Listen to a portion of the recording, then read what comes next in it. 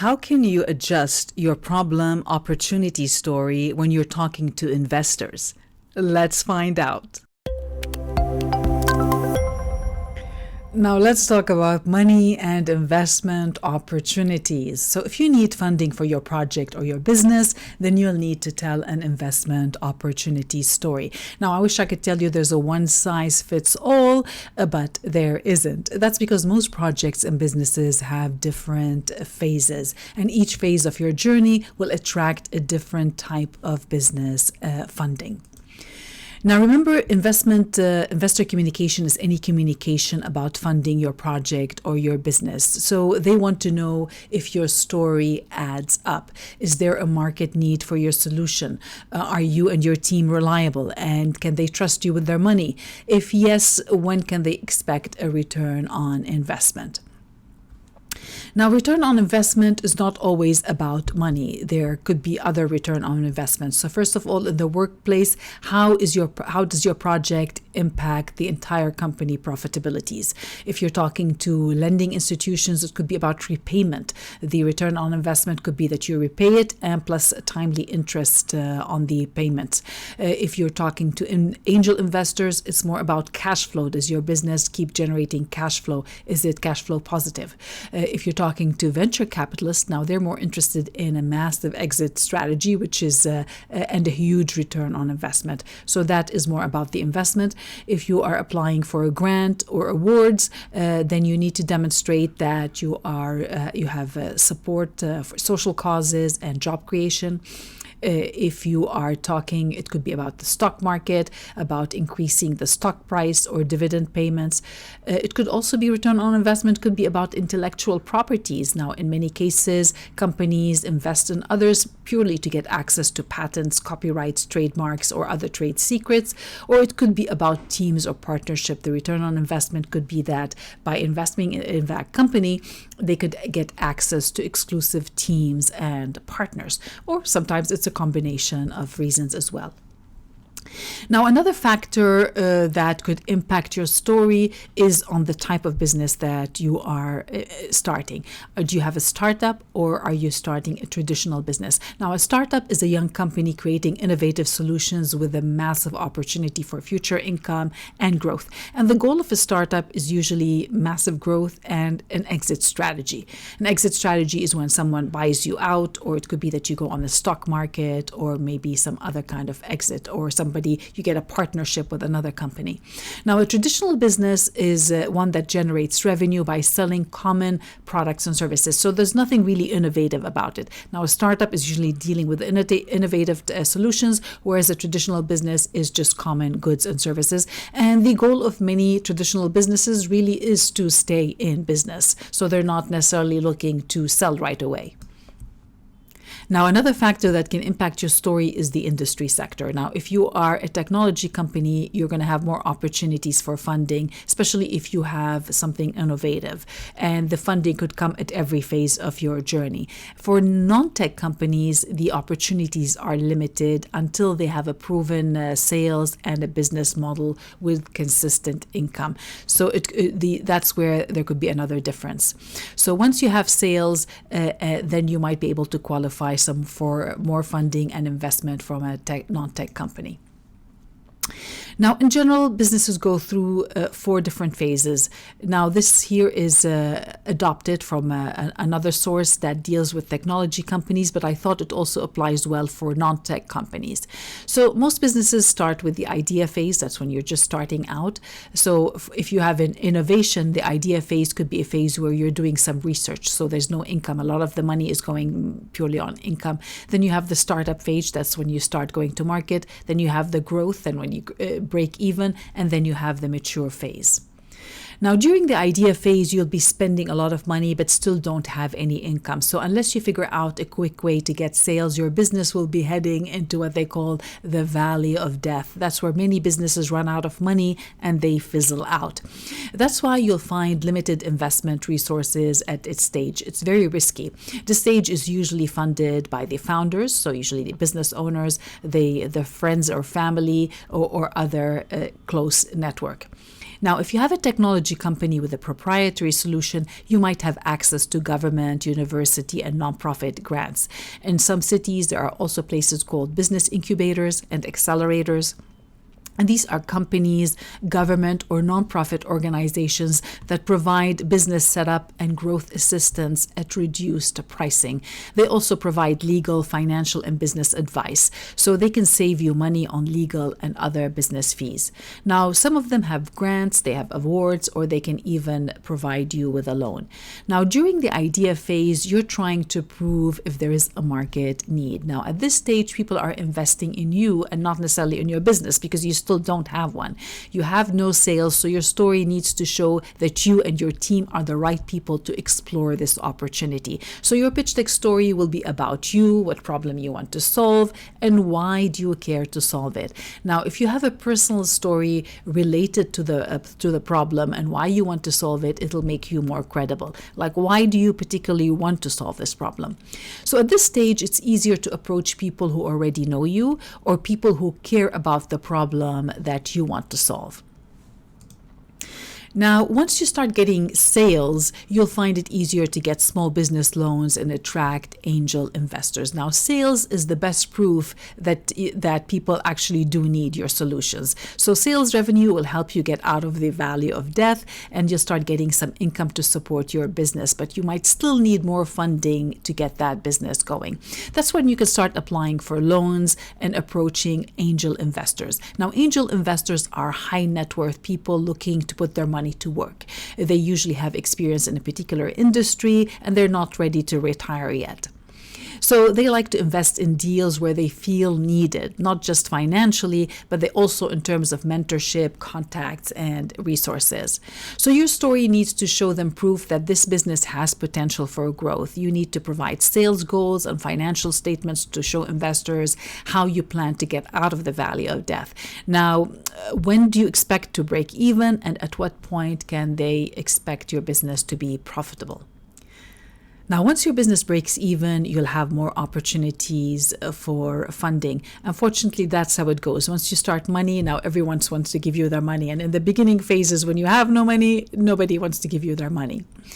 Now, break-evens really mean that you are covering your expenses. So maybe you're not have huge profits, but at least you prove the context, the concept, and now your business is ready to grow. It's ready to grow that revenue.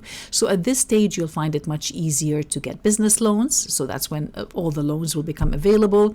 You can also find it easier to approach venture capital firms, especially if you're in the technology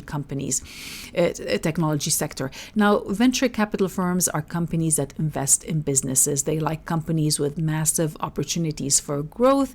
They're usually more interested in technology startups or companies that have proprietary solutions. Now, proprietary means that you're the only one with that technology, or maybe you have a patent preventing others from creating a similar solution. Now, if you have a non-technology company, you can continue to work with your local contacts, with the banks and angel investors. In some countries, you can also get access to angel investor funds. Now, there are many websites that do have that feature, but it depends on the country you're living in. So with the investor funds, instead of dealing with one investor, you'll be dealing with a fund with a pool of investors. So you can look into options like this. So really your pitch deck story here needs to focus on the growth potential. That's how you can attract all of these investors. You can say, look, we've already broken even, we have income, now we're ready to grow and we need your funds to grow.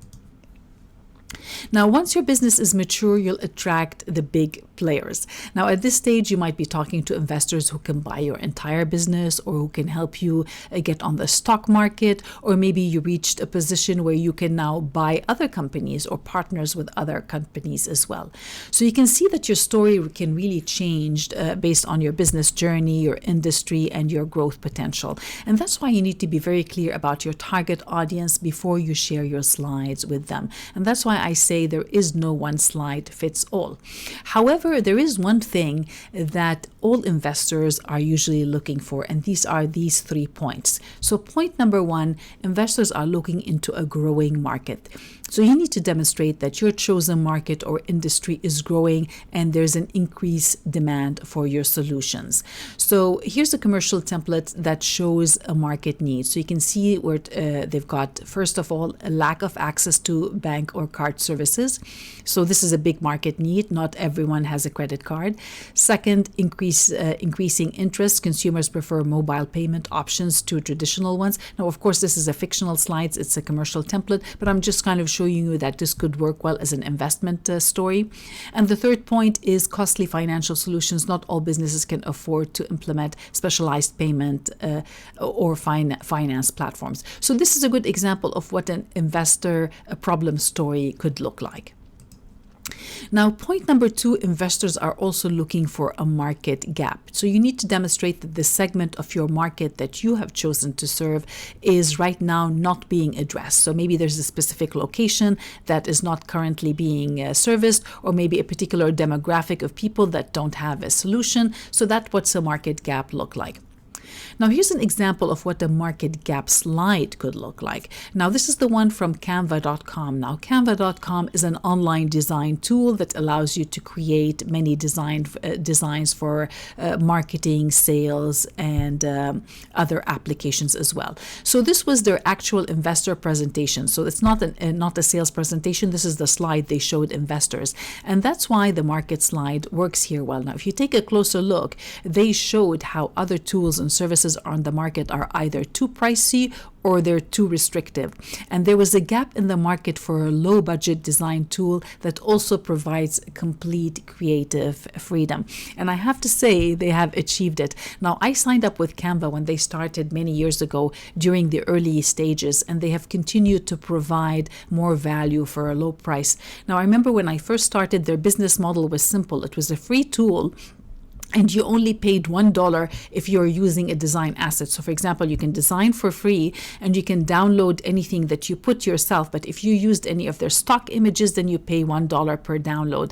And I still have over $90 credits with them. That's because they changed their business model. Now it's a membership fee. So I pay an annual membership fee and I get unlimited access to all their templates, their photos, and their graphics. So they've changed it. So truly they have met that gap. It's low price, and they're giving us a powerful and non-restrictive design tool. And they continue to innovate. They've started to add videos, animation, video, and now they have even social media scheduling. That's why I recommend Canva to all my clients. Now, number 3 the number 3 item that investors look for is an ambiguous market. Now, ambiguous market means new category that's not clearly defined, or a solution that lacks clarity and categorization. Now, an example of an ambiguous market would be Web3, could be AI, artificial technology. It could also be blockchain technology. Now, there are a lot of opportunities because many industries still don't know how they fit into this changing market. They need solutions to get the old data to talk to the new data. They would also need services about all of these changes. And anytime there's a market shift, some businesses die and others grow. Now, we saw these changes in the past historically. First of all, when the steam engine came in place, when steam came into the market, it changed industries. We got textile and manufacturing. We started seeing big innovation in this kind of industry. Then when we had electricity, that also changed many of the markets. We started having faster steel production, automotive production, and other advancement in electricity. Then we had the change during the computer revolution, the digital revolution with the semiconductor mainframe. Many industries died and others got bigger. And now we're facing this new ambiguous market, which is the age of intelligence. So now this is the age where we're bringing together digital, physical, and biological systems together. So many of these growing industries include artificial intelligence. It includes machine learning. You've got blockchain. You've got fintech, which is financial technology, virtual reality, augmented reality, robotics, Internet of Things, nanotechnology, biotechnology, 3D printing. Now, these are some of the growing industries. So anything around that area is still ambiguous and not everyone has adopted just yet. So there's a lot of companies that still need to pay for services to address all these new changes. And it's not also only about industries, it's also about areas of focus. So the new areas of focus now are all about sustainability, diversity, social impact, biodiversity, stewardship, ethics, circular economy, and climate change. These are all new areas of focus that many of the businesses now have to adopt and show how they are also focusing on these solutions. Now, the good news is, even if you don't have any of these proprietary technologies, you're going to find that there is always opportunities. Anytime you have these changing markets, it opens an opportunity for everyone. Because every time you introduce new technology, you're going to have this cause and effect thing happen on the market. First of all, you're going to have fear of change. Some people are going to be afraid. They don't want to see these changes. Some people have fear of loss. Well, what happens if the market changes? Am I going to lose my job? And then they have obsolete technology. Some technology is going to be obsolete and some people are going to be upset about it. And then you have obsolete skills, which means some people now have to reskill. Job loss, which leads to stress. Then it leads to low self-esteem, addiction, relationships, health, and finances. And then people reach a stage where they have to do more training to adapt to the new technology. Then they need motivation, distraction, entertainment, and which opens for new needs and a new market solution. So really, there are endless problems that need to be solved, even if you are not necessarily into these new industries. So if you can find one of these gaps in the cause and effect, you can definitely find opportunities in the market that can help you stand out. So when you're presenting your investment opportunity stories, look for ways to highlight these three areas. Show that there's a market need, prove that you are filling a market gap, or explain how a changing market is really going to be working in your favor. Now remember that investors need you too. You're not begging for money, you are presenting them with an opportunity to get a return on investment. So to increase your chances of funding, you need to look for the right people. So get clear on who is more likely to fund your project. So number one, look for investors who are familiar with your industry. Most investors like to invest in something they understand or believe in. Now, if they are already connected to your industry, they can also provide you with support and contacts, not just money. Now, number two, investors also invest in people. So look for people who are more likely to believe in you. Start with people who know you or people who care about solving the problem you want to solve. They have to believe in you before they give you the money. Now, number three, investors like solutions that fill a market need. So gather any numbers and research to show that your ideas and solutions are needed. And number four, they also like to know that you have something unique, a secret sauce. So make sure to check out the videos on competition where you learn how to stand out. So even if you don't have a patent or you don't have anything proprietary, there are still some ways that can help you show your competitive advantage. So make sure to check out that video. Now, investors also want proof that you and your team are the right people to get that job done. So check out the video on traction, where you can find about different ways to show how you can convey your results to investors. So even if you don't have massive results, you can still show there are still some numbers that you can share that can validate your ideas as well. And of course, they also want results. So they want a return on investment. So look for people who want what you can deliver. What can you deliver? Are you creating jobs? Because remember, return on investment is not just about money. So in some cases, return on investment could be jobs. It could be about social change. It could be about maybe proprietary technology or access to specific people. So if you know what you have to deliver and what are the investors looking for, then you can negotiate with them. And it's not necessarily about money. It could be about if they invest in you, they're going to get access to these other resources as well. So if you're clear on what you have to offer and who's more likely to support you, you'll save yourself a lot of time knocking at the wrong doors. Now, when you're talking to people who can fund your project or your business, you need to show why you have chosen to solve this specific problem. Is this really the best use of your time? And is this really the best use of their corporate budget or investment money? So your problem story needs to demonstrate three things. Number one, a big problem. So you need to provide proof that this is a big problem in the market. The more people who need to solve this problem, the more likely your business will keep growing. Number two, deep understanding. You need to display how well you understand the problem and complex market dynamics. Having a personal story tied to the problem will make it more meaningful to your audience, which brings us to point number three, a specific person. Explain who specifically is facing this problem and why do you personally care about solving this problem. So going back to this example that you've seen earlier, this is the commercial template from Canva Sista. So you've seen the cover slide before on the cover section, and you've seen this problem slide earlier here. Now let's take a deep dive to see how they have used these 3 points. You can see here how they are sharing that this is a big problem. So lack of access to bank cards and services, that's a big problem. A lot of people need this service. Show understanding of the market. So they're showing that they've talked in the second point about increasing interest. So they're showing that they've done their research. There's an increasing interest and consumers prefer mobile payment options to traditional ones. Now, obviously, they might need different numbers and statistics to support that. So this is something that you would put in the appendix in case it does come up. How do you know that this is the case? You need to have these numbers as a backup. You might not put them on your problem slide just yet, but you have them as a backup when that conversation comes, your market research. And number three is the target, who specifically is facing that problem. And you can see here, once again, they're talking about it's people who access the banks. And it could also be the last point, not all businesses can afford to implement specialized payment or finance platforms. So it could be people, it could be businesses. Now, of course, this is a fictional slide, but I just wanted to use it as an example to show you what an investment opportunity story might look like. So I thought it was a good example to model. Now, I can't show you the examples of my clients because most pitch decks are confidential slides, but in general, if you're looking for an investment problem story, try to answer these 3 questions.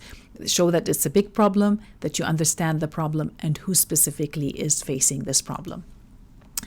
Now, as you ask for funding, keep this diagram in mind as well. In the beginning, you have to work harder to convince people to join you on this journey. You're still in the idea phase, and very few people want to join you on this phase where you're spending more money than you're making money. Once you start getting sales, either through your first customers or people buying into your ideas, you'll have more opportunities for funding, and your story will change based on different criteria of your business journey.